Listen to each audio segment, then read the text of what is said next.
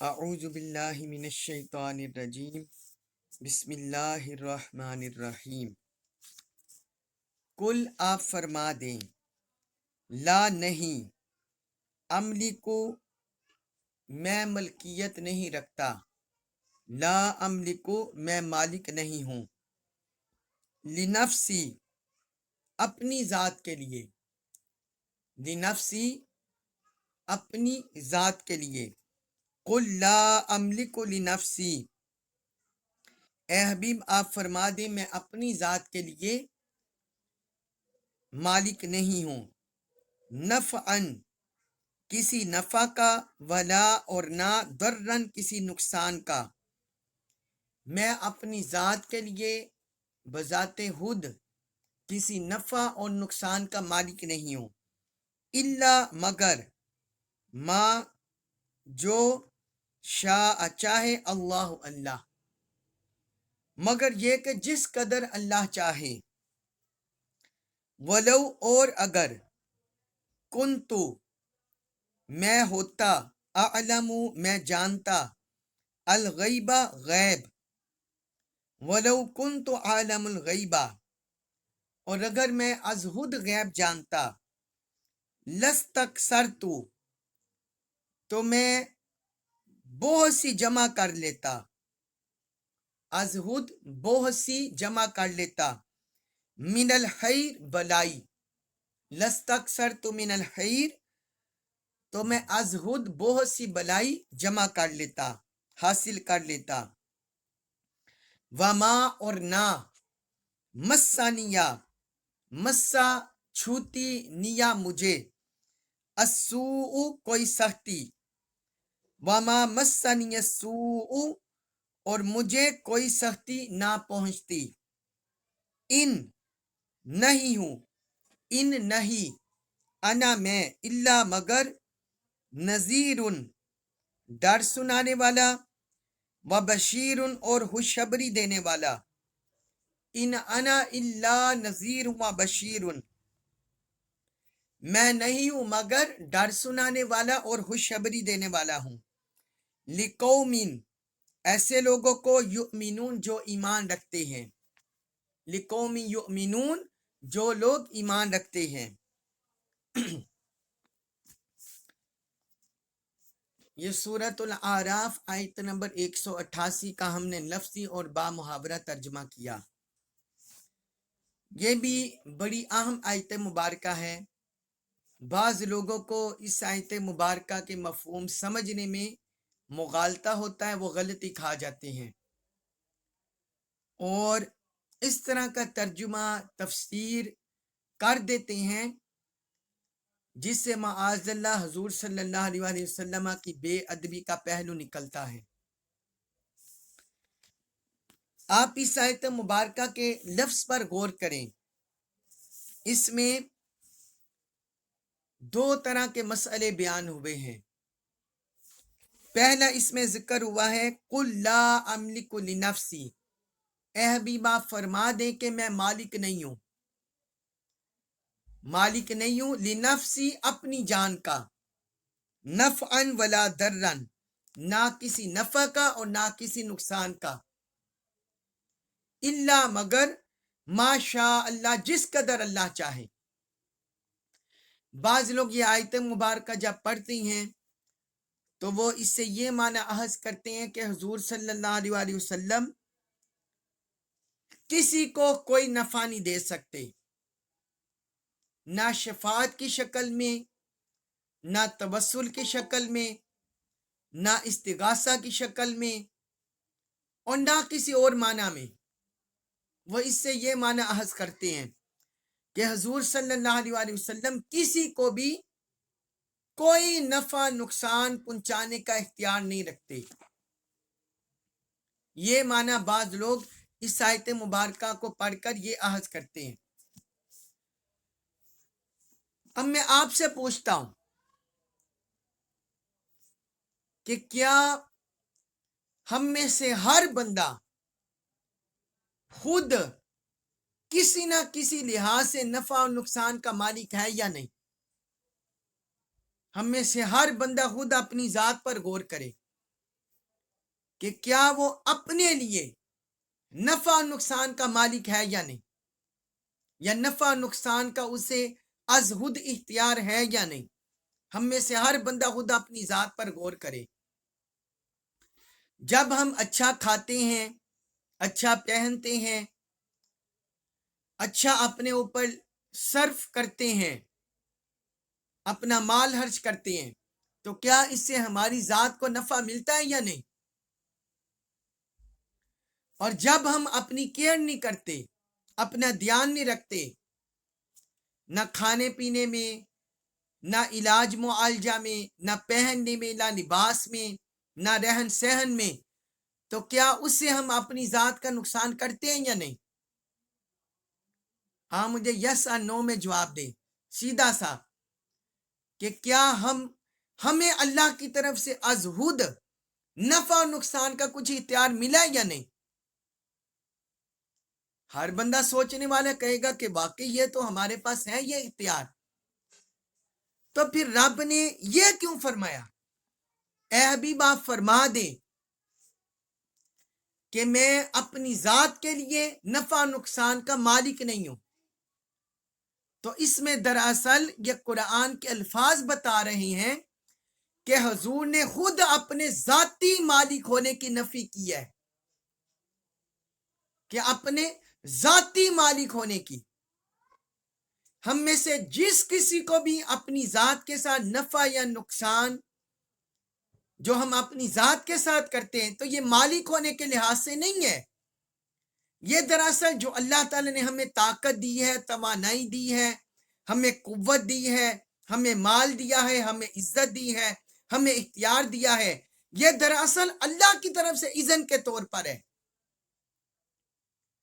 تو اللہ تعالیٰ نے اپنے حبیب سے جو نفی کی ہے، وہ بھی ذاتی طور پر مالک ہونے کے لحاظ سے نفی کی ہے، کہ اے حبیب آپ فرما دیں کہ میں ذاتی طور پر کوئی اپنے نفع و نقصان کا مالک نہیں ہوں، یا اپنے ذاتی لحاظ سے نفع و نقصان کی نفی کی جا رہی ہے۔ اس میں تو حضور کی جو باقی جو شانیں ہیں ان کی تو نفی رب نہیں کر رہا۔ اور آگے دیکھیں، اللہ تعالیٰ نے اس کا بھی استثناء کر دیا، فرمایا الا ما شاء اللہ، ہاں مگر جس قدر اللہ چاہے۔ یعنی اللہ تعالیٰ نے نفع و نقصان اپنے حبیب کی ذات کو نفع و نقصان کا مالک ہونے کے لحاظ سے بھی استثناء کر دیا، ایکسپشن کر دیا۔ فرمایا کچھ ایسی طاقتیں، کچھ ایسے کمالات، کچھ ایسے اختیارات آپ کو عطا کیے ہیں کہ اللہ تعالیٰ نے آپ کو ان میں نفع و نقصان آپ کے ہاتھ میں دے دیا ہے۔ آپ جس کا چاہے بھلا کر سکتے ہیں، اپنی ذات کے ساتھ اور اپنے امتیوں کے ساتھ آپ بھلا کر سکتے ہیں۔ وہ جو پچھلے دنوں بھی میں نے آپ کو ایک مثال دی تھی کہ جب کچھ کافروں نے حالت نماز میں حضور صلی اللہ علیہ وسلم کی پشت مبارک پر اونٹ کی گندی اوجری رکھ دی، تو حضور نے ان کے خلاف دعا کی کہ یا اللہ تو ان کی حبر لے، ابو جہل، عتبہ، شیبہ، امیہ بن حلف، جتنے 7 سردار وہاں موجود تھے۔ تو کیا یہ حضور کی دعا کا انہیں نقصان ہوا یا نہ ہوا جو ان کے خلاف آپ نے کی، کہ وہ سارے کے سارے بدر کے دن واسر جہنم ہوئے اور سب کے سب اپنے انجام بد کو پہنچے۔ تو یہ اللہ تعالی نے اپنے حبیب کا اختیار دیا ہے۔ پھر آپ صلی اللہ علیہ وسلم کو امت پر، انسانیت پر کس قدر نفع بنایا ہے، آپ کی رحمت کو کس قدر نفع مند بنایا ہے، وہ تو انسان کی سوچ سے ماورا ہے۔ جو سورۃ الانبیاء میں اللہ تعالی نے فرمایا وَمَا أَرْسَلْنَاكَ إِلَّا رَحْمَةً لِلْعَالَمِينَ، حبیب ہم نے آپ کو وَمَا أَرْسَلْنَاكَ ہم نے آپ کو نہیں بھیجا إِلَّا رَحْمَةً لِلْعَالَمِينَ مگر سارے جہانوں کے لیے رحمت بنا کر۔ یعنی آپ صلی اللہ علیہ وسلم کو ہم نے سارے جہانوں کے لیے رحمت بنا کر بھیجا ہے. آپ کا وجود اقدس سارے جہانوں کے لیے رحمت ہے. اور اللہ تعالیٰ نے سورت توبہ کی جو سیکنڈ لاسٹ آیت ہے اس میں اللہ تعالیٰ نے فرمایا اہل ایمان پر حضور کے کرم کا ذکر کیا. فرمایا حریص علیکم بالمؤمنین رؤوف الرحیم، کہ یہ جو میرا رسول ہے یہ تم پر شفیق ہے. بالمؤمنین رؤوف الرحیم، یہ مومنوں پر بڑے شفیق ہے اور مومنوں پر بڑے نرم دل ہیں، بڑی رحمت کرنے والے ہیں. اللہ رب العزت نے بیان فرمایا سورۃ توبہ میں. اور شفاعت اس کا تو کیا کہنا ہے. قیامت کے دن کے بارے میں حضرت عبداللہ بن عمر رضی اللہ عنہ سے مروی حدیث ہے، وہ بیان کرتے ہیں کہ قیامت کے دن لوگ گروہ در گروہ ہو جائیں گے. قیامت کے دن گروہ در گروہ، کہیں ایک گروہ ہوگا، کہیں ایک گروہ ہوگا، کہیں ایک جماعت کھڑی ہوگی، سارے کھڑے ہوں گے اور وہ سارے اپنے نبی کے پاس جائیں گے. کل امت تتبع نبیہا، ہر گروہ ہر امت اپنے نبی کے پاس جائے گی اور جا کے ان سے کہیں گے یا فلان اشفا، یا فلان اشفا، اے نبی مکرم ہمارے لیے شفاعت کرے، اے فلان نبی آپ شفاعت کریں. تو کوئی بھی شفاعت نہیں کرے گا سارے انسانوں کے لیے، حتیٰ تنتہی شفاعت الی النبی صلی اللہ علیہ وسلم، یہاں تک کہ شفاعت کی بات حضور نبی اکرم صلی اللہ علیہ وسلم پر آ کر ختم ہوگی، حضور پر آ کر ختم ہوگی. فرمایا فذالک یوم یبعثہ اللہ المقام المحمود، پس اس روز اللہ تعالیٰ آپ کو مقام محمود پر فائز فرمائے گا. یہ صحیح بخاری میں حدیث ہے، حدیث نمبر 4441، 4441.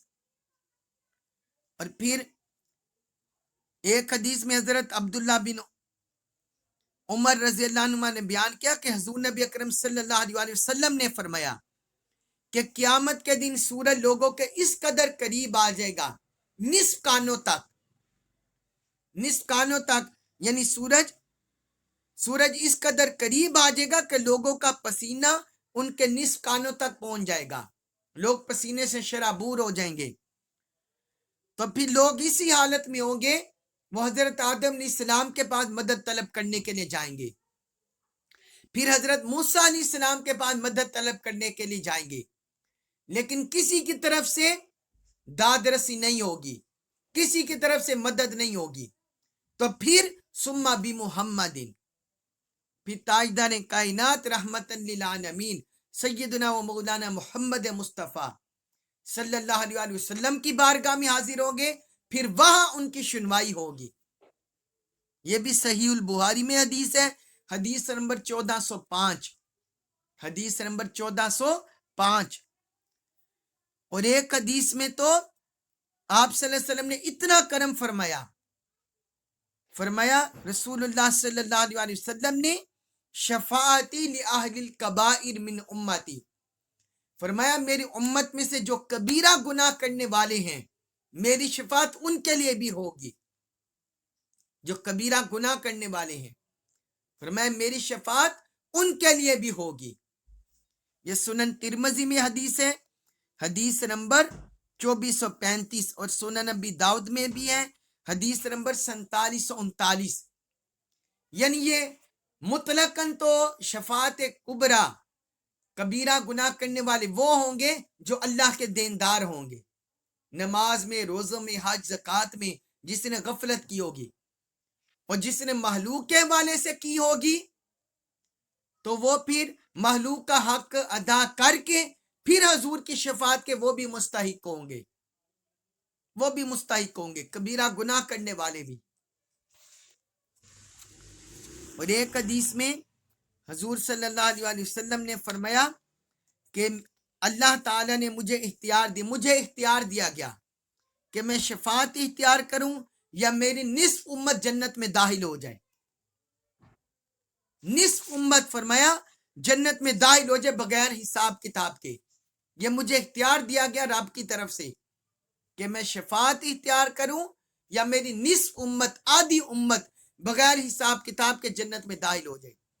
تو فرمایا میں نے شفاعت کو اختیار کیا، لِأَنَّهَا عَامُّ وَأَكْفَى أَتَرَوْنَهَا لِلْمُتَّقِينَ، فرمایا میں نے شفاعت کو اختیار کیا کیونکہ وہ عام اور پوری امت کے لیے کافی ہوگی، وہ کافی ہوگی۔ اور فرمایا تم شاید یہ خیال کرو کہ وہ متقین کے لیے ہوگی، فرمایا نہیں، وہ متقین کے لیے نہیں ہوگی، وَلَكِنَّهَا لِلْمُذْنِبِينَ الْخَطَّائِينَ الْمُتَلَوِّثِينَ، فرمایا ہاں وہ میری امت کے لیے، امت کے گناہ گاروں کے لیے ہوگی، خطا کاروں کے لیے ہوگی، اور برائیوں میں مبتلا ہونے والے لوگوں کے لیے ہوگی۔ یعنی اتنا کرم ہوگا حضور کا اپنی امت پر قیامت کے دن۔ یہ حدیث ہے سنن ابن ماجہ میں، حدیث نمبر 4311، اور مسند احمد بن حنبل میں ہے 5452، 5452، اس میں یہ حدیث بیان کی۔ تو مطلب یہ کہ آقا علیہ الصلوۃ والسلام کا کرم اتنا زیادہ ہوگا امت پر۔ اب یہ جو قرآن میں بیان ہوا یہ میں نے آپ کو بتا دیا اس کی تفسیر، کہ یہ ذاتی ملکیت کی نفی ہے، کہ ذاتی لحاظ سے آپ مالک نہیں ہے۔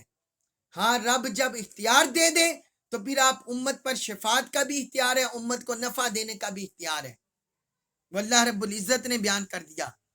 اور بعض ائمہ نے اس کی اور تفاسیر بھی بیان کیے، وہ کہتے ہیں کہ اس سے مراد یہ بھی ہے کہ یہ اللہ تعالی نے اپنے حبیب کی زبان سے عاجزی کے طور پر یہ کلمات کہلوائے ہیں، عاجزی کے طور پر اللہ نے اپنے حبیب کو یہ اختیار دیا ہے، مگر عاجزی کے طور پر یہ کلمات کہلوائے کہ کہیں یہ نہ ہو کہ میرے حبیب کے اختیارات، میرے حبیب کی طاقت دیکھ کر جس طرح بنی اسرائیل والے حضرت عیسیٰ علیہ السلام کو خدا بنا بیٹھے یا خدا کا بیٹا بنا بیٹھے، حضرت عزیر علیہ السلام کو خدا کا بیٹا بنا بیٹھے، کہیں میرے مصطفیٰ میرے حبیب کے اختیارات دیکھ کر کہیں میرے حبیب کی امت گمراہ نہ ہو جائے اور امت نہ بھٹک جائے، اس لیے اللہ تعالی نے اپنے حبیب کی زبان سے یہ عاجزی کے طور پر یہ کلمات کہلوائے، عاجزی کے طور پر، اور حضور نے یہ کلمات کہے۔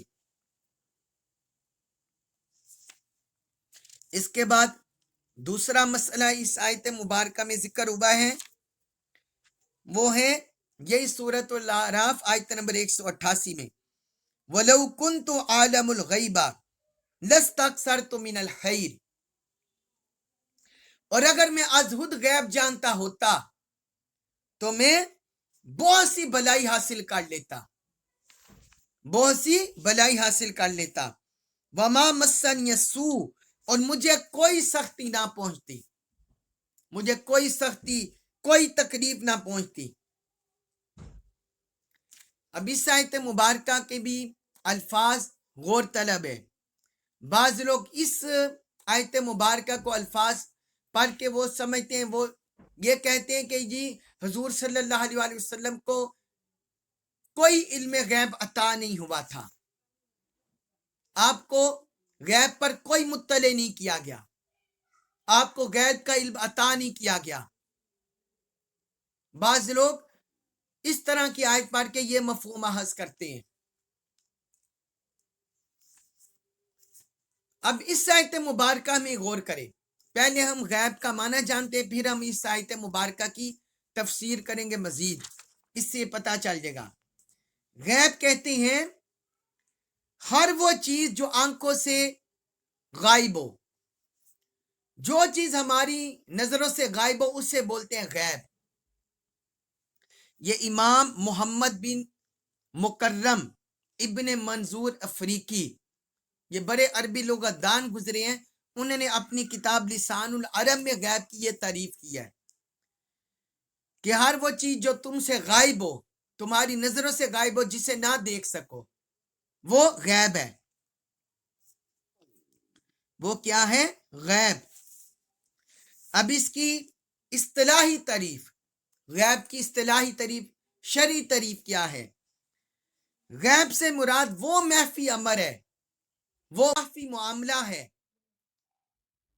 جو انسان کے حواس ہمسا میں نہ آ سکے، حواس ہمسا میں نہ آ سکے، جو انسان کے ظاہری حواس ہیں 5، دیکھنے کی حس، سننے کی حس، چکھنے کی حس، سونگنے کی حس، چھونے کی حس، جو ان 5 حواس میں نہ آ سکے اور جو انسان کی عقل سے بھی ماورا ہو، اس کی بداہت عقل میں بھی نہ آ سکے، اسے بولتے ہیں غیب۔ یہ اصطلاحی تعریف ہے، نہ انسان کے حواس ہمسا میں آ سکے اور نہ انسان کے عقل و شعور میں آ سکے، یہ غیب کی اصطلاحی تعریف ہے۔ اور اس کی 2 قسمیں ہیں، ایک وہ قسم ہے جس کے علم کی کوئی دلیل نہ ہو، جس کے علم کی کوئی دلیل نہ ہو، جس طرح اللہ تعالی نے فرمایا وَعِندَهُ مَفَاتِحُ الْغَیْبِ لَا يَعْلَمُهَا إِلَّا هُوَ، کہ اللہ کے پاس غیب کی کنجیاں ہیں، اس کے سوا انہیں کوئی نہیں جانتا، تو یہ اللہ کے پاس ہے جسے اس کے سوا کوئی نہیں جانتا۔ اور دوسری قسم وہ ہے جس کے علم کے حصول کا کوئی ذریعہ ہو، چاہے وہ عقلی دلیل سے ہو یا اس کی کوئی نقلی دلیل ہو، یعنی جو عقل میں آ جائے یا اللہ اور اللہ کے رسول نے اسے بیان کر دیا ہو۔ دوسرا یہ غیب کو جاننے کا علم ہے۔ اب جس وقت ہم یہ آیت مبارکہ پڑھتے ہیں، اس میں اللہ رب العزت نے فرمایا وَلَوْ كُنْتُ عَالَمُ الْغَيْبَ لَاسْتَكْثَرْتُ مِنَ الْخَيْرِ، یعنی اپنے حبیب سے اللہ پاک فرما رہے ہیں، اے حبیب آپ فرما دیں کہ اگر میں غیب جانتا ہوتا تو بہت سی بلائی حاصل کر لیتا، وَمَا مَسَّنِيَ السُّوءُ، اور مجھے کوئی تکلیف نہ پہنچتی۔ آگے فرمایا ان انا الا نذیر و بشیر لقوم یؤمنون، ہاں میں تو صرف ڈر سنانے والا ہوں اور خوشخبری سنانے والا ہوں ان لوگوں کو جو ایمان لاتے ہیں۔ حضور صلی اللہ علیہ وسلم نے کس چیز سے ڈر سنایا؟ کیا آپ نے ہمیں جہنم سے نہیں ڈرایا؟ کیا آپ نے ہمیں اللہ کے غضب سے نہیں ڈرایا؟ کیا آپ نے ہمیں قبر کے عذاب سے نہیں ڈرایا؟ کیا آپ نے ہمیں اللہ کی گرفت سے، اللہ کی پکڑ سے نہیں ڈرایا؟ جو جہنم میں ہولناک عذاب ہوں گے، کیا آپ صلی اللہ علیہ وسلم نے وہ نہیں بتائے؟ انہیں بتا کر ہمیں نہیں ڈرایا؟ جنت میں جو نعمتیں ہوں گی، کیا حضور صلی اللہ علیہ وسلم نے وہ بیان نہیں کی؟ کیا ہمیں نہیں بتایا، خوشخبری نہیں سنائی؟ اللہ کی رحمت کی ہمیں خوشخبری نہیں سنائی؟ قبر میں جو انعامات ملیں گے اہل ایمان کو، کیا وہ نعمتیں ملیں گی، کیا وہ خوشخبری نہیں سنائی؟ اللہ کس طرح قیامت کے دن ظاہر ہوگا، اس کا غضب یا اس کی نعمت، کیا حضور صلی اللہ علیہ وسلم نے ہمیں اس کی خبر نہیں دی؟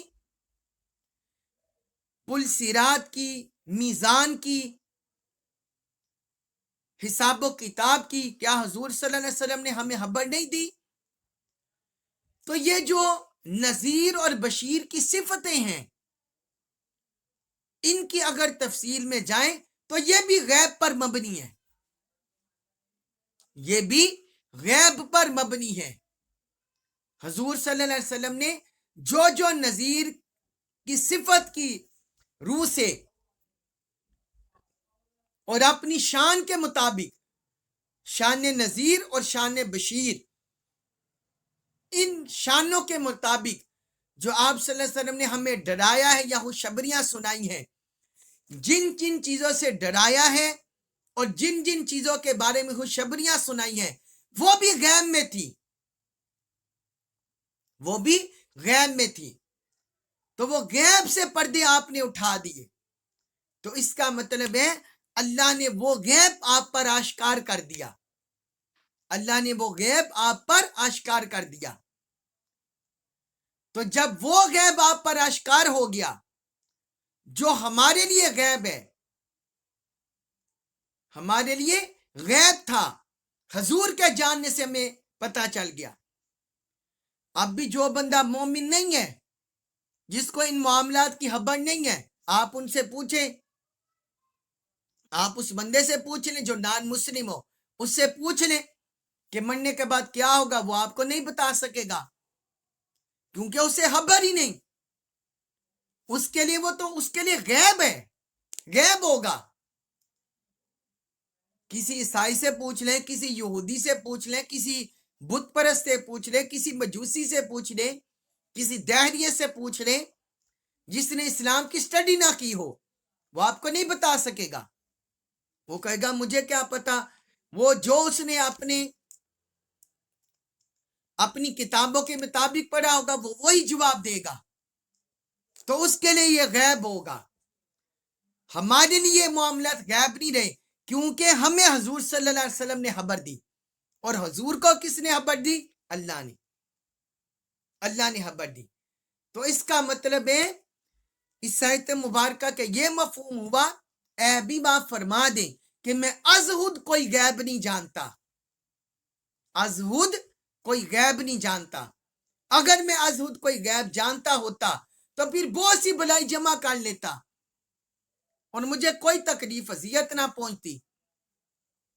کیونکہ قرآن کی اور بہت سی آیات ہیں اور احادیث مبارکہ ہیں جن سے پتہ چلتا ہے کہ اللہ تعالی نے اپنے رسولوں کو غیب پر مطلع کیا ہے، غیب کا علم دیا ہے.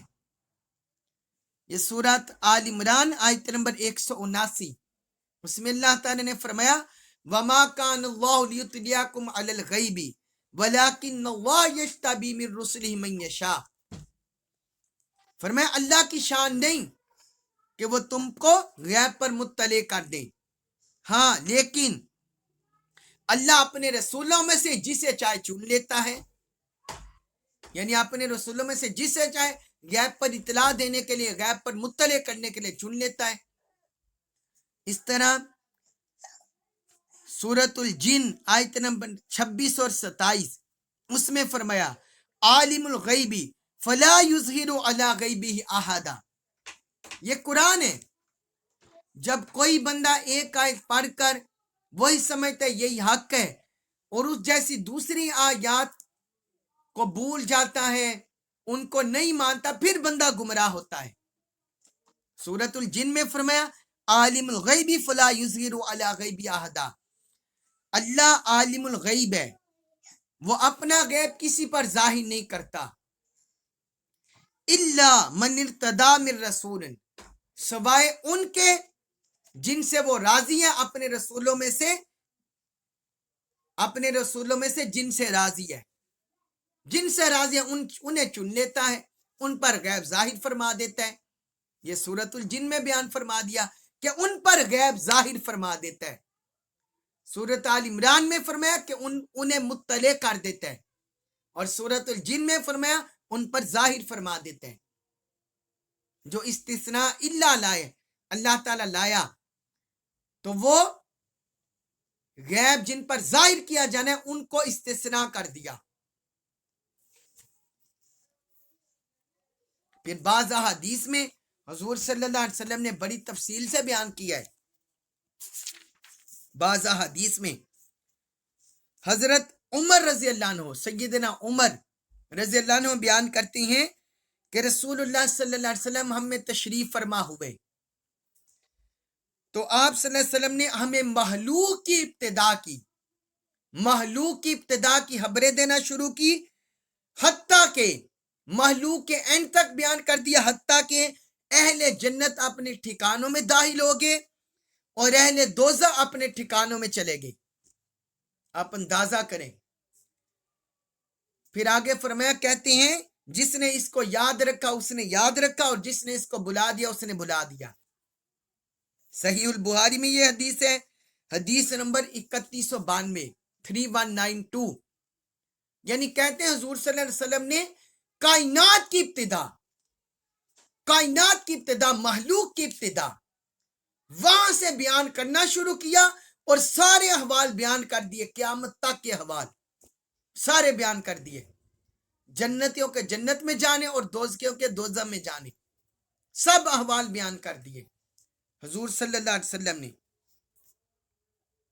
اور ایک حدیث میں ہے حضرت ابو زید عمر بن اخطب رضی اللہ عنہ وہ بیان کرتے ہیں کہ رسول اللہ صلی اللہ علیہ وسلم نے ہم کو صبح کی نماز پڑھائی اور ممبر پر رونق افروز ہوئے، پھر آپ نے ہمیں خطبہ دیا حتیٰ کہ نماز ظہر کا وقت آ گیا، آپ ممبر سے نیچے تشریف لائے، نماز پڑھائی، پھر ممبر پر تشریف فرما ہو گئے اور ہمیں خطبہ دیا حتیٰ کہ نماز عصر کا وقت ہو گیا، پھر آپ ممبر سے نیچے تشریف لائے، نماز پڑھائی، پھر ممبر پر جلوہ فروز ہوئے اور ہم کو خطبہ دیا حتیٰ کہ سورج غروب ہو گیا، حتیٰ کہ سورج غروب ہو گیا، یعنی نماز فجر سے لے کر نماز مغرب تک حضور صلی اللہ علیہ وسلم نے نمازوں کے وقفہ کے علاوہ صحابہ کرام کے سامنے وضاحت سے بیان فرمایا، خطبات بیان فرمائے، اتنا لمبا خطبات ارشاد فرمائے۔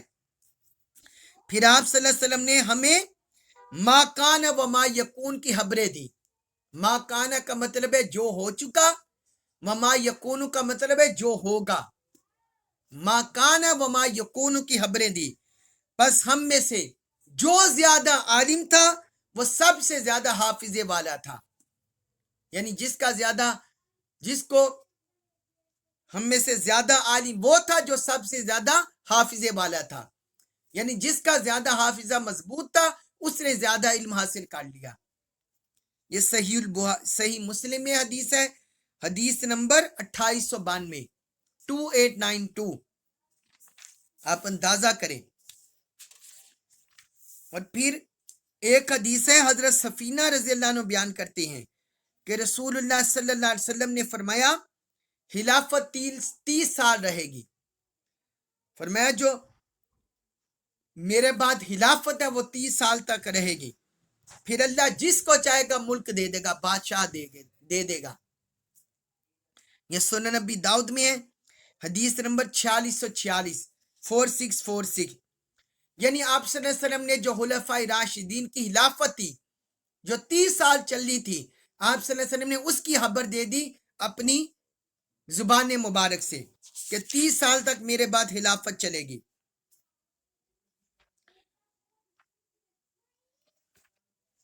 اور پھر ایک حدیث میں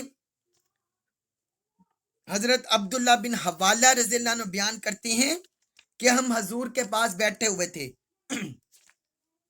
ہم نے آپ صلی اللہ علیہ وسلم سے سامان کی کمی، غربت کی، افلاس کی شکایت کی، تو آپ نے فرمایا تمہیں خوشخبری ہو، مجھے تم پر اشیاء کی قلت کا اتنا خوف نہیں جتنی اشیاء کی کثرت کا خوف ہے۔ آپ صلی اللہ علیہ وسلم نے فرمایا مجھے تم پر اشیاء کی قلت کا خوف نہیں ہے بلکہ اشیاء کی قلت کا زیادہ خوف ہے کہ تمہارے پاس زیادہ اشیاء ہو جائیں گی۔ پھر آگے فرمایا اللہ کی قسم یہ دین تم میں رہے گا حتیٰ کہ اللہ تعالیٰ تمہارے لیے سرزمین فارس، سرزمین روم اور سرزمین ہمیر فتح کر دے گا۔ فارس کی زمین، روم کی زمین اور ہمیر کی زمین فرمایا فتح کر دے گا۔ یہ دلائل النبوہ میں حدیث ہے، امام بہقی کے دلائل النبوہ جلد 6 صفحہ 327۔ فارس کی زمین اس دور میں یہ ایران، اس طرف کے عراق کے ایران، عراق کے یہ کہلاتے تھے کہ آج مسلمانوں کا حصہ نہیں ہے، اور روم کے علاقے یہ یورپ یہ والے کہلاتے تھے، شام اور یورپ، فلسطین یہ والے علاقے روم کے علاقے کہلاتے تھے، شام کے، فلسطین کے یہ والے علاقے، کیا وہ آج مسلمانوں کے کنٹرول میں نہیں ہے؟ اور یورپ کے کچھ علاقے، اور پھر سرزمین ہمیر یہ یمن کا علاقہ ہے، کیا وہ مسلمانوں کے کنٹرول میں نہیں ہے؟ تو یہ حضور صلی اللہ علیہ وسلم نے غیب کی خبریں اپنی زبان مبارک سے دنیا کی بھی آخرت کی بھی پوری کائنات کی بیان فرما دی۔ تو وہاں جو اللہ تعالیٰ نے یہ بیان فرمایا کہ اگر میں غیب جانتا ہوتا، تو اس سے مراد ہے ازہد، یعنی جتنی بھی غیب کی خبریں حضور نے بیان فرمائی تو وہ اللہ کے علم سے بیان فرمائی، جو اللہ نے آپ کو عطا فرمایا اس سے عطا فرمائی۔ بعض لوگوں کو اس کا علم نہیں ہوتا تو وہ خود بھی گمراہ ہوتے ہیں، لوگوں کو بھی گمراہ کرتے ہیں۔ اللہ تبارک و تعالی ہمیں قرآن مجید کا کامل فہم نصیب فرمائے، ہر طرح کے باطل فتنوں سے، بد اعتقادیوں سے اللہ تعالی ہماری حفاظت فرمائے، ہمیں اپنی پناہ عطا فرمائے، قرآن مجید کا کامل فہم نصیب فرمائے، حضور کا ادب نصیب فرمائے، مرتے دم تک ہماری نسلوں کو بھی قیامت تک نصیب فرمائے، حضور کا ادب، حضور کی محبت نصیب فرمائے، ہمارا جینا مرنا اسی پر بنائے، قرآن مجید کا کامل فہم نصیب فرمائے اور ہمیں اس پر عمل پیرا ہونے کی توفیق عطا فرمائے۔ وما علیہ الا البلاغ المبین۔